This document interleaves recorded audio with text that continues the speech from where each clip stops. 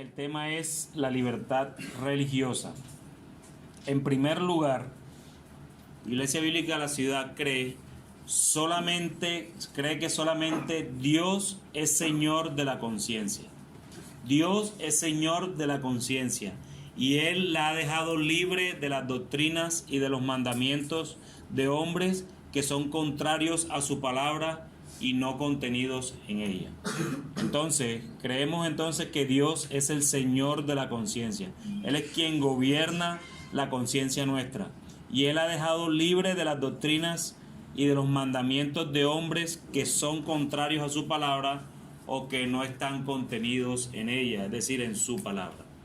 Leamos entonces Génesis capítulo 1, versículo 27. A imagen de Dios lo creó, varón y hembra los creó. Génesis capítulo 2, versículo 7. Entonces Jehová Dios formó al hombre del polvo de la tierra y sopló en su nariz aliento de vida, y fue el hombre un ser viviente. Entonces vemos desde Génesis, desde el mismo principio de los tiempos, cómo Dios creó al hombre, ¿cierto? Y lo creó que a su imagen, a imagen de Dios lo creó. Lo que quiere decir por ello que solamente Dios debe ser el Señor de nuestras conciencias. Dios y únicamente Dios es el Señor de nuestras conciencias. En teoría también debería ser el Señor de las conciencias de aquellos que no creen en Él, porque Él es su creador. Y así ellos hoy no lo admitan, algún día, hermanos, delante de Él, si no se arrepiente, llegarán a admitirlo. ¿Por qué? Porque doblarán toda rodilla delante de Él, quien es el Señor. ¿Cierto? Entonces, pero no solo eso, sino que Él la ha dejado libre de las doctrinas y de los mandamientos de hombres que son contrarios a su palabra o que no están contenidos en ella. ¿Qué dice Juan capítulo 8, versículo 36?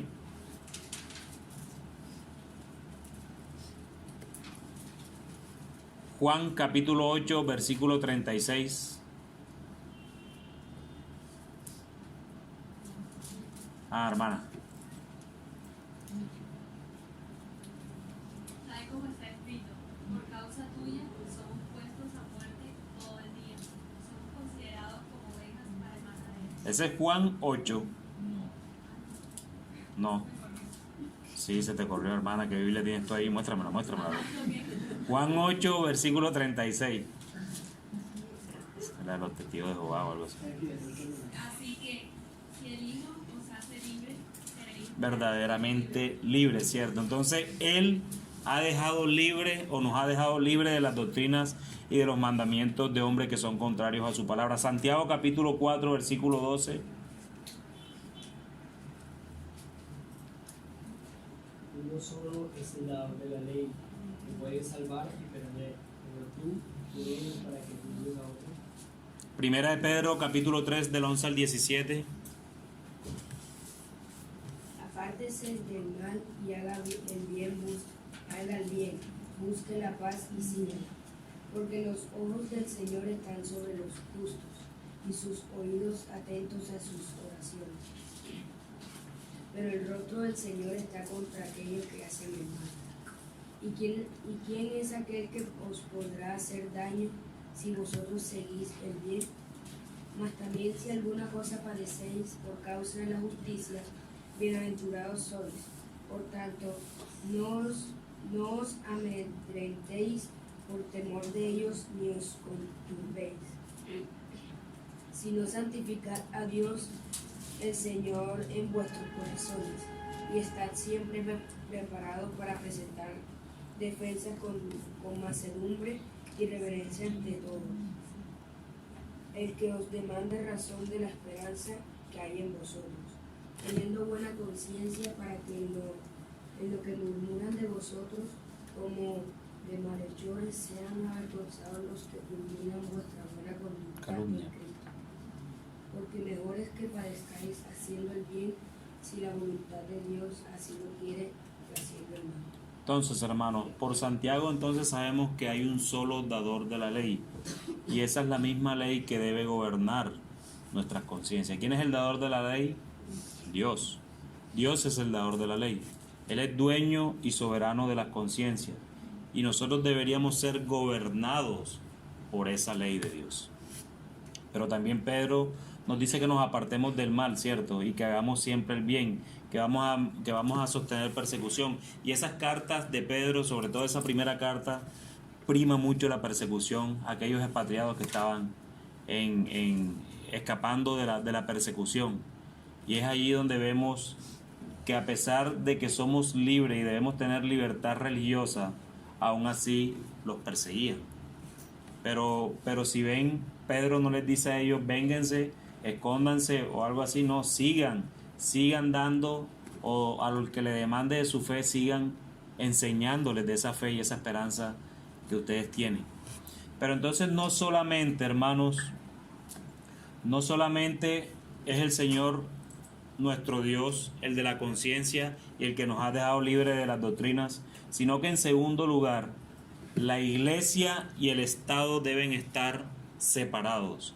El Estado debe protección y completa libertad a toda iglesia en el ejercicio de sus fines espirituales. Al proveer tal libertad, ningún grupo eclesiástico o denominación debe ser favorecida por el Estado sobre otros grupos. Entonces, creemos también que la iglesia y el Estado deben estar totalmente separados. Son dos entidades totalmente separadas. Ni la iglesia gobierna en el Estado y mucho menos el Estado gobierna en la iglesia.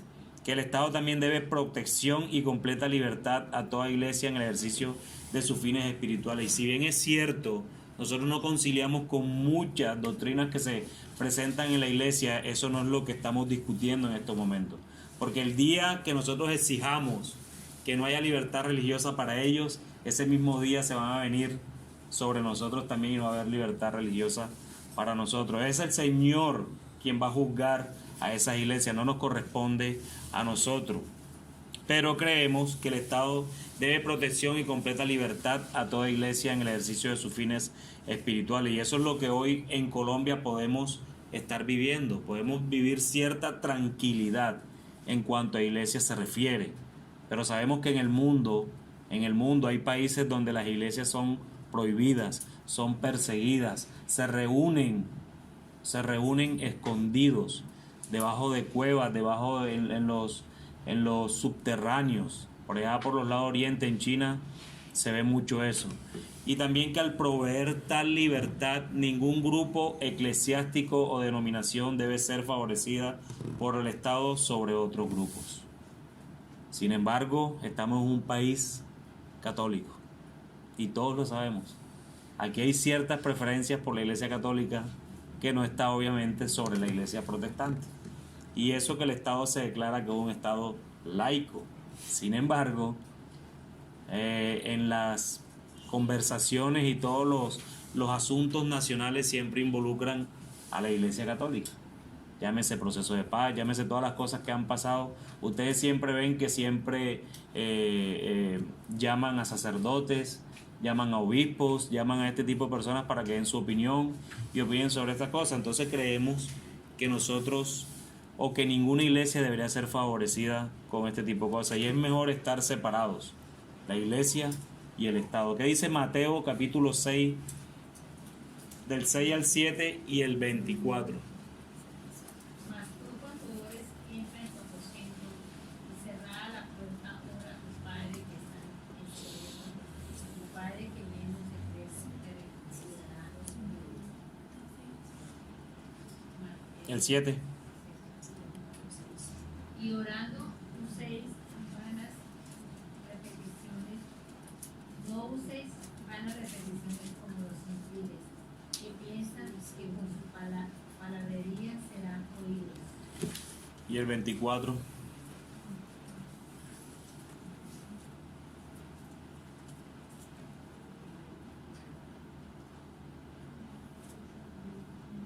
Ninguno puede servir a dos señores, porque o aborrecerá al uno y amará al otro, o estimará al uno y menospreciará al otro. No podéis servir a Dios y a las riquezas. Mateo capítulo 16, versículo 26. Porque ¿qué aprovechará al hombre si ganare todo el mundo y vendiere su alma? ¿O qué Mateo 22, 21. Le dijeron, de César, y les dijo, dad pues a César lo que es de César, y a Dios lo que es de Dios. Entonces nuestro Señor también enseña cómo debemos orar, ¿cierto? Ustedes preguntarán, ¿y qué tiene que ver esto con el Estado y la Iglesia? Pues la misma separación de la que hemos venido hablando. Cuando tú ores, ora como en tu aposento, cerrada la puerta, en privado, ¿cierto? Y esto es una práctica que tenían en el primer siglo y es una exhortación que nuestro Señor nos hace a nosotros. ¿Por qué? Porque Él está comparando a aquellos fariseos que oraban en público, lo que hacían era estorbar a todo el mundo para manifestar todas las cosas que ellos hacían y llenándose de su propia gloria, por sus propias obras. Pero también el tema del versículo 24 me llamó la atención cuando dice que ninguno puede servir a dos señores. Y si bien sabemos que el contexto de esto es cuando el Señor está hablando de las riquezas y el cristianismo, o él como Señor y las riquezas, lo que sí es verdad, y él con la aseveración que me quiero quedar, es que ninguno puede servir a dos señores. Sabemos que el contexto de esto es que habla de las riquezas y de él como Señor. Pero lo que sí es verdad, y es la aseveración que el Señor Jesucristo está haciendo, es que nunca vas a poder servir a dos señores. Es decir, nunca vas a poder servir al Estado y a la Iglesia al tiempo. ¿Por qué? Porque, y lo digo con que se entienda, esto no quiere decir que no pueda trabajar para el Estado, son dos cosas diferentes. Estoy hablando de aquellas personas que tienen al Estado como Dios, que es muy diferente. Aquellos que han llamado y que han reemplazado la gloria de Dios por la gloria del Estado, que creen que el Estado es quien los va a salvar. Y por eso Jesús dice claramente que no puede servir a dos señores jamás. Más allá de que el contexto de esto sea la riqueza, lo que sí es verdad es que nunca se va a poder servir a dos señores. Y sigue diciendo en Mateo que qué aprovechará el hombre si ganare todo el mundo y perdiere su alma, o qué recompensará dará el hombre por su alma. De nada sirve, hermanos, que sirvamos tanto para que el hombre nos vea, para que el Estado nos vea, y no mantengamos como iglesia esa separación. Hay que mantener como iglesia esa separación. Entonces, como lo decía, creemos en que el Estado y la iglesia deben estar separados, más allá de que el Estado esté para brindarnos protección, pero a su vez completa libertad. Y incluso aquí en Barranquilla particularmente hay una norma en los predios cuando son casas, y una vez me tocó enfrentar a eso porque yo ni siquiera lo conocía, queriendo alquilar una casa para tener una iglesia allí. Nos damos cuenta de que hay una norma en el cual le prohíbe montar en muchas casas en Barranquilla, en casi todos los barrios, tener iglesias dentro de las casas, y eso de alguna manera es persecución.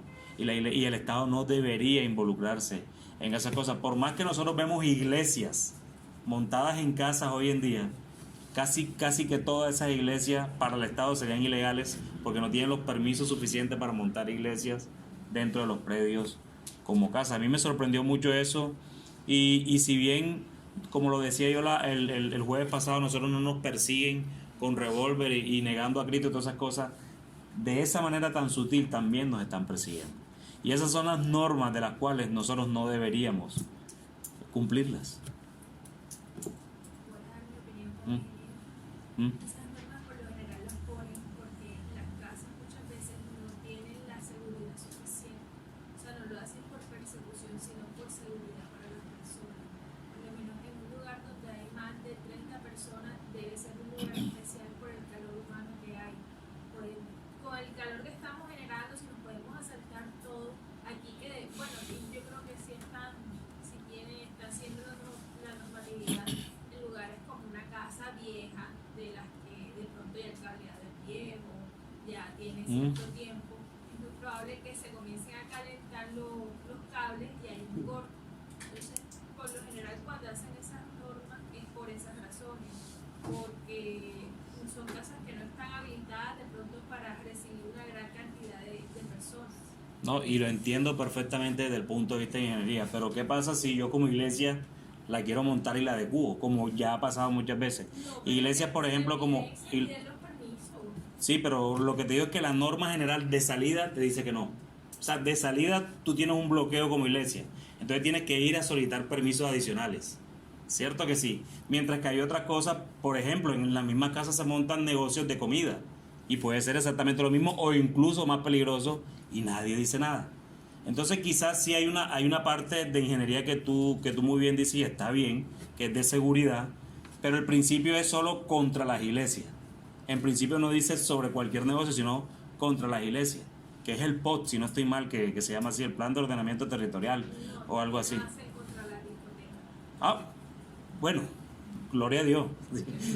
Sí, también, porque imagínense si no, el montón de discotecas que tuviéramos por acá. Y está bien. Y está bien, y está bien.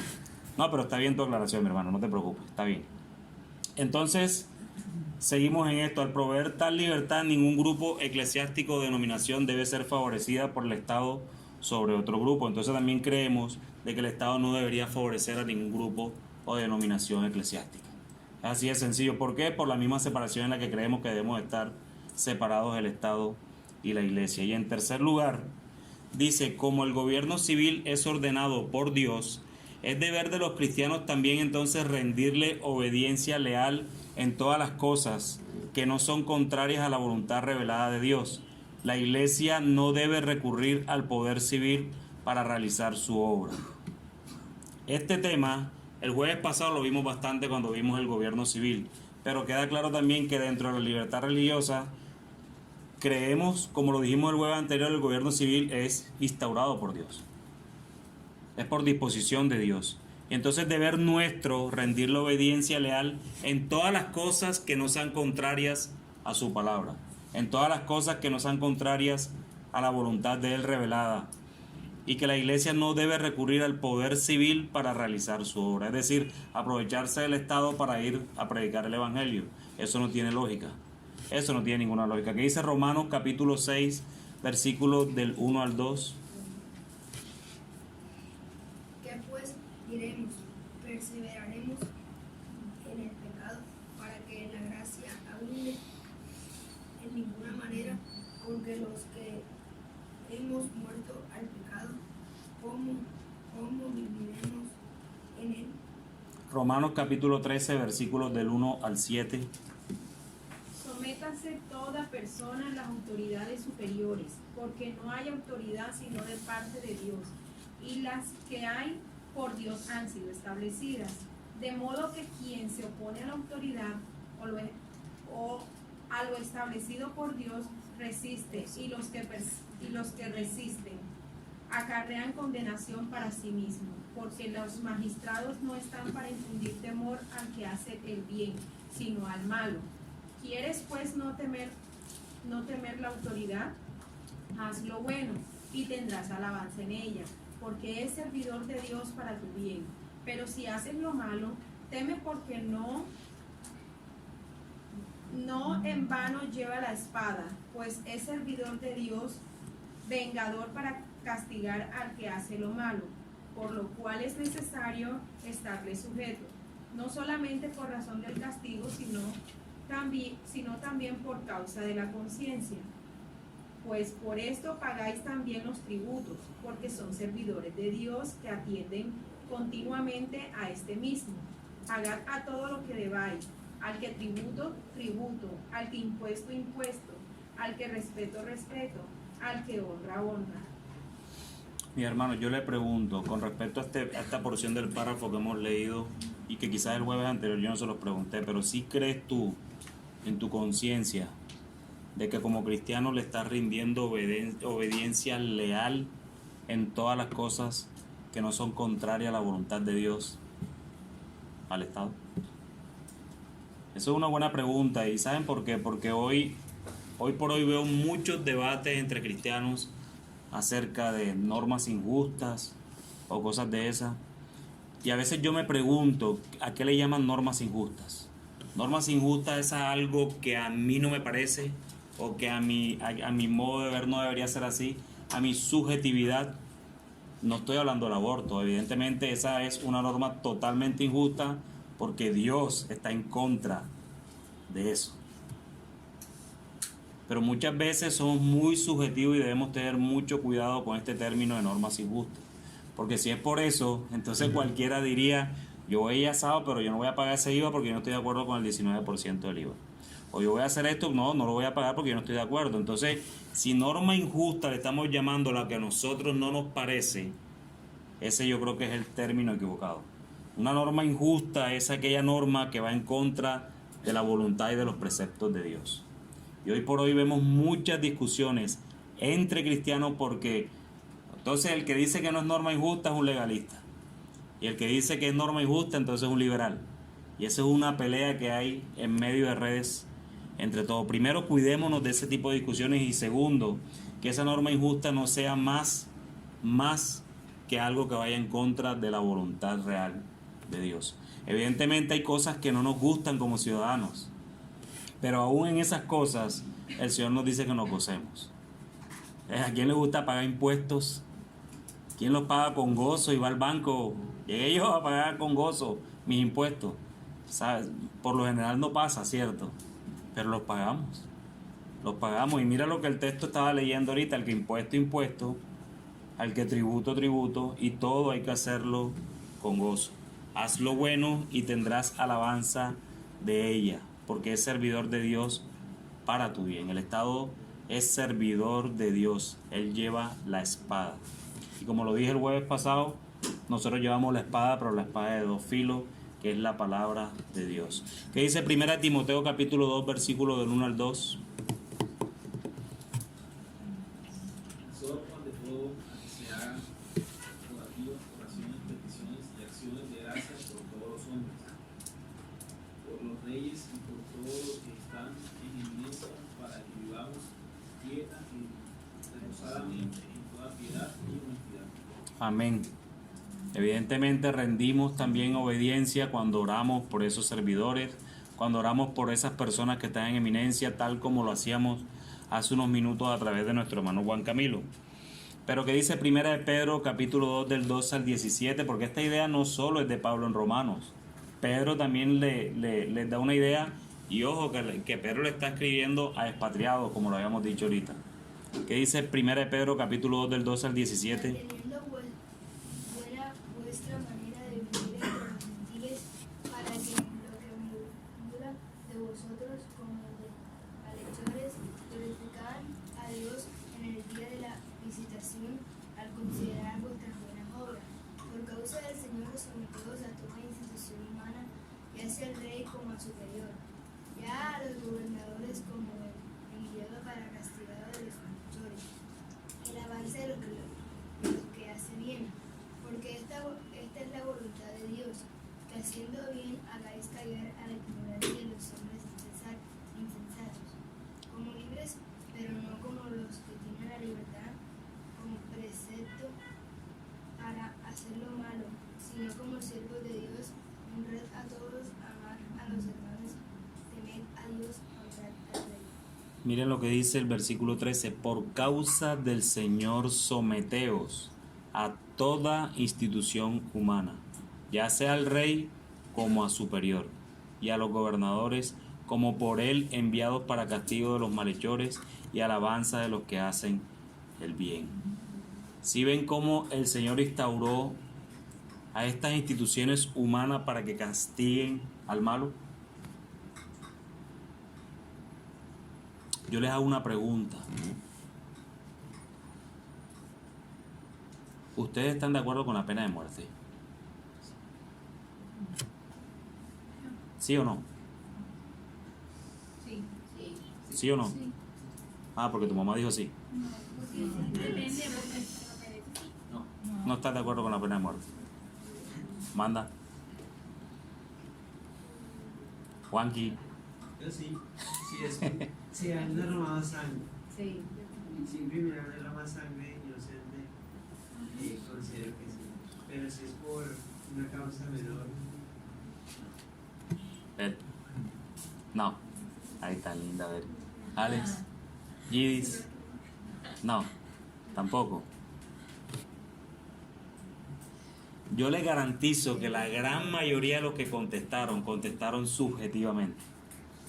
Porque obviamente la muerte no le gusta a nadie. Pero si vamos a los principios bíblicos, En eso lo dice. si vamos a los principios bíblicos, el primero que instauró la pena de muerte fue Dios. Claro. No. ¿Qué le dijo a Adán en el Edén? ¿Qué le dijo? Ciertamente que. Morirá. Y Adán fue creado, en teoría, ¿no? Desde el principio para ser eterno. Pero ciertamente morirás. Hay otro hecho que le dijo a Noé también que si el hombre derramare, derramaba sangre de hombre, también debería pagar Por sangre. por sangre. Sí, no, yo sé. Por eso a veces nos cuesta contestar este tipo de preguntas, pero esto no hace parte de la enseñanza, sino que se me ocurrió ahora. Porque hay muchas disputas en estos temas también. Y estos temas son chéveres, de verdad. Después que uno no sabe que esté en la pena de muerte. Pero... No, ahora, lo que sí digo, lo que yo sí digo es que en este país sí es peligroso, sí. Ya eso es otra cosa. En este país sí es peligroso. Con ese grado de corrupción en el que vivimos, es difícil. Pero bueno, hermano, no importa, sigamos adelante. Entonces, la última parte de lo que creemos acerca de la libertad religiosa es la siguiente. El Evangelio de Cristo considera solamente los medios espirituales para alcanzar sus fines. El Estado no tiene derecho a imponer penalidades por opiniones religiosas de cualquier clase. El Estado no tiene derecho a imponer impuestos para el sostenimiento de ninguna forma de religión. El ideal cristiano es el de una iglesia libre en un Estado libre. Y esto implica el derecho para todos los hombres del acceso libre y sin obstáculos a Dios. Y el derecho a formar y propagar opiniones en la esfera de la religión sin interferencia por parte del poder civil. Esto realmente, esta última parte, lo que hace es que realmente el Evangelio nos hizo libre. Y si el Evangelio nos hizo libre, no es el Estado quien tiene que regirnos a nosotros, porque como lo decíamos ahorita, nosotros servimos a un solo Señor. Pero eso no quiere decir que desobedezcamos al Estado en las cosas que no están en contra de la voluntad de Dios. Como muy bien se dijo, también debemos someternos a toda autoridad humana que haya, siempre y cuando ese sometimiento no vaya en contra de la voluntad de Dios. Y mira que aquí menciona los impuestos, pero dice impuestos ¿para qué? Para el sostenimiento de ninguna forma de religión. Es como si a nosotros, hermanos, ahorita en el Estado formaran un impuesto, un nuevo decreto que diga, bueno, vamos a imponer un impuesto para todos los colombianos, el cual tienen que sustentar, porque con ese impuesto vamos a hacer que se propague la predicación del Evangelio o de la predicación de los testigos de Jehová. Algo así. Si a ti te ponen un impuesto de eso, ¿tú lo pagarías? ¿Por qué no lo pagarías? Y si te dicen que es para una iglesia carismática, no sabemos cuál de las dos le hace más daño. Pero sí, a eso es lo que queremos llegar, de que ese impuesto sea algo para patrocinar cualquier tipo de religión, incluso la nuestra misma. Porque el Señor no nos mandó, el Señor no le mandó al Estado a que sujetara a la iglesia. Nosotros somos libres. ¿Qué dice Hechos capítulo 4, versículo del 19 al 20? Mas Pedro y Juan respondiendo diciendo: juzgad si es justo delante de Dios obedecer a vosotros antes que a Dios, porque no podemos dejar de decir lo que hemos visto y oído. Ahí está, ¿quién? Pedro y Juan levantándose contra quién. Ajá. Cierto, poniendo primero de que es oportuno obedecer a Dios antes que a cualquier hombre, porque no podemos dejar de decir lo que hemos visto y oído. ¿Qué dice Gálatas capítulo 5, versículo 1 y versículo 13? Cristo nos libertó para que vivamos en libertad. Por lo tanto, manténganse firmes y no se sometan nuevamente al yugo de la esclavitud. Les hablo así, hermanos, porque ustedes han sido llamados a ser libres, pero no se valgan de esa libertad para dar rienda suelta a sus pasiones. Más bien, sírvanse unos a otros y conocer. Así es. Entonces, ¿qué nos hizo libres, hermanos? El Evangelio. El Evangelio fue quien nos hizo libres a todos nosotros. No nos sometamos a instituciones humanas cuando estas instituciones van en contra de la voluntad del Señor. ¿Qué dice Filipenses capítulo 3, versículo 20? Dice que nuestra ciudadanía no está aquí, sino en el cielo, porque estamos esperando a nuestro Señor, el Salvador Jesucristo. Lo parafraseaste, pero bien, mi hermano. Ese texto es lo que nos da a nosotros la indicación de que nosotros somos ciudadanos del reino. Nosotros somos embajadores de Cristo. Nosotros pertenecemos a un estado celestial, no a un estado terrenal. Nosotros pertenecemos a un reino superior a cualquier reino. Nosotros pertenecemos y somos hijos del Rey. Y con base en eso es que somos libres de cualquier cosa terrenal. Primera de Pedro, capítulo 4, versículos del 12 al 19. Amados, no os sorprendéis del fuego de prueba que os ha sobrevenido, como si alguna cosa extraña os aconteciese, sino gozaos por cuanto sois participantes de los padecimientos de Cristo, para que también en la revelación de su gloria os gocéis con gran alegría. Si sois vituperados en el nombre de Cristo, sois bienaventurados, porque el glorioso Espíritu de Dios reposa sobre vosotros. Ciertamente de parte de ellos Él es blasfemado, pero por vosotros es glorificado. Así que ninguno de vosotros parezca como homicida o ladrón o malhechor o por entremeterse en lo ajeno. Pero si alguno padece como cristiano, no se avergüence, sino glorifique a Dios por ello, porque es tiempo de que el juicio comience por la casa de Dios, y si primero comienza por nosotros, ¿cuál será el fin de aquellos que no obedecen el Evangelio de Dios? Y si el justo con dificultad se salva, ¿en dónde aparecerá el impío y el pecador? De modo que los que padecen según la voluntad de Dios encomienden sus almas al fiel Creador y hagan el bien. Y eso es lo que tenemos que hacer, hermanos. Encomendarnos siempre al fiel Creador. ¿Por qué? Porque es el Evangelio de Cristo quien considera solamente los medios espirituales para alcanzar esos fines. Entonces sabemos, hermanos, en conclusión, en primer lugar sabemos que solamente Dios es el Señor de la conciencia. Eso quedó claro, ¿verdad? Y Él nos ha dejado libre de doctrinas y de mandamientos de hombres que sean contrarios a su palabra. Creemos también que la iglesia y el Estado deben estar absolutamente separados.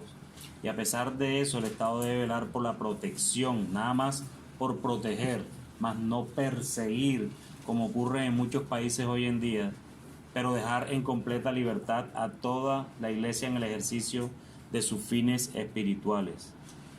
Y que ningún grupo eclesiástico o denominación debe ser favorecida por el Estado. Y como el gobierno civil es ordenado por Dios, entonces es deber de nosotros como creyentes obedecerles a ellos sin someternos a voluntad del Estado que vaya en contra de la voluntad de Dios. Y por último, que es el Evangelio de Cristo quien considera solamente esos medios espirituales para alcanzar sus fines. Que nosotros somos de un estado superior, somos de un estado celestial, somos de un estado eterno.